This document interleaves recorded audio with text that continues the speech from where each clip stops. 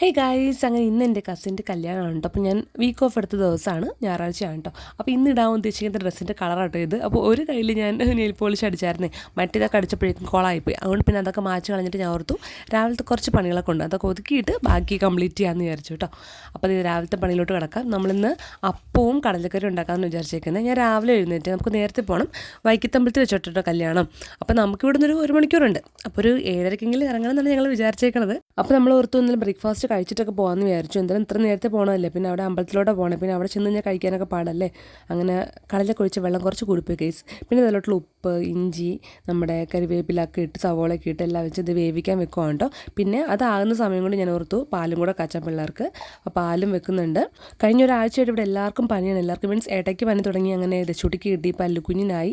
അപ്പോൾ അങ്ങനെ പനി ആയതുകൊണ്ട് തന്നെ ഇപ്പോൾ രാവിലെ പാൽ അല്ലുക്കുഞ്ഞ് കുടിക്കുന്ന ഇത്തിരി കുറവാണ്. എന്നാലും ഞാൻ കാച്ചി വെക്കാൻ ഓർത്തു, അല്ലെങ്കിൽ പിന്നെ വിശന്ന് പോകണമല്ലോ. അപ്പം പനി ആയതിനു ശേഷം ഭക്ഷണം കഴിക്കൽ വളരെ കുറവാണ് കേട്ടോ.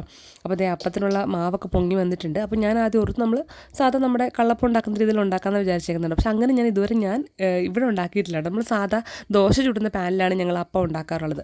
ഞാനിതൊന്നും ചുമ്മാ ട്രൈ ചെയ്ത് നോക്കാമെന്ന് വെച്ചിട്ട് ഞാൻ ഇതിലങ്ങനെ ഉണ്ടാക്കിയിട്ടില്ല. എപ്പോഴും മറ്റേ ഇതിലാണ് ഉണ്ടാക്കുന്നത്. വെച്ചിട്ടുണ്ടല്ലോ, ഞാൻ എണ്ണ ഒഴിച്ചു കേസ്. അതുകൊണ്ട് തന്നെ അതേ അപ്പം കിടന്ന് ഡാൻസ് കളിക്കുമായിരുന്നു. ഞാൻ ഞെട്ടിപ്പോയിട്ട് എന്താ ഇങ്ങനെ കറക്കിപ്പോൾ എന്താ അങ്ങോട്ടും ഇങ്ങോട്ടും ഓടിപ്പോകുന്ന ഓർത്ത് എനിക്ക് അങ്ങോട്ട് കൺഫ്യൂഷനായിട്ടോ. അതെ ഇതുപോലെ ഡാൻസ് കളിക്കുമായിരുന്നു കേട്ടോ. പിന്നെയാണ് അമ്മച്ചി ഒന്ന് പറഞ്ഞത് എണ്ണ ഒഴിക്കേണ്ട ആവശ്യമില്ലല്ലോ, അതെല്ലാം അങ്ങനെ ആയി പോയെന്ന് പറഞ്ഞത്. പിന്നെ ഞാൻ വേറെ പാനൊക്കെ തപ്പി പിടിച്ചെടുത്ത് നമ്മൾ സാധാരണ സ്ഥിരം ഉണ്ടാക്കുന്ന പാനിൽ തന്നെ അപ്പം ഉണ്ടാക്കിയപ്പോഴേക്കും അതങ്ങ് സെറ്റായിട്ടോ. അപ്പോൾ എനിക്ക് ഇതേ സെറ്റ് ആവുള്ളൂ എന്ന് ഞാൻ വിചാരിച്ചു.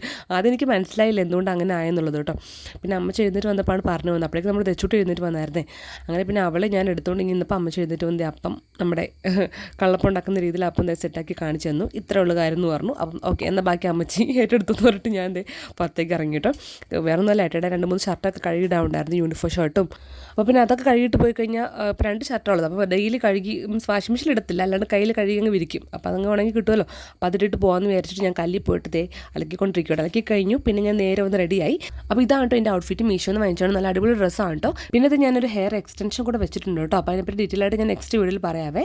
അങ്ങനെ കല്യാണത്തിൽ പോയ വിശേഷങ്ങളൊക്കെ പാർട്ട് 2 ആയിട്ട് വരാം കേട്ടോ.